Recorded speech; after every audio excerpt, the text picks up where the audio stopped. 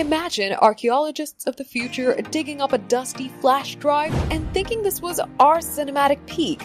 Not Alfred Hitchcock, not Douglas Sirk, not even Wes Anderson, but Seedance 2.0. Welcome to GadInsider, your place for the latest tech news. Right now, social media is drowning in AI-generated films pumped out by ByteDance's Seedance 2.0. They look glossy, retro, and strangely hypnotic with saturated 1950s blues and symmetrical framing straight out of a Cirque melodrama, until you notice nobody blinks. Faces look plasticky, and a 12-piece band is just one musician copied 12 times. And then there are the endless, chaotic, and questionable fights, like Neo versus Mr. Smith from The Matrix, Doctor Strange with Superman, cast of The Office awkwardly colliding with Iron Man with no concept of intellectual property or actors' consent in the picture. In one video, Time Traveler by Hashim El-Ghaili sends a man back to stop Hitler's rejection from art school. It was bizarre and uncanny, and the physics of things was nowhere to be found. Another creator, Christopher Gwynn, admitted that he actually put in work to make these videos. It isn't just one prompt.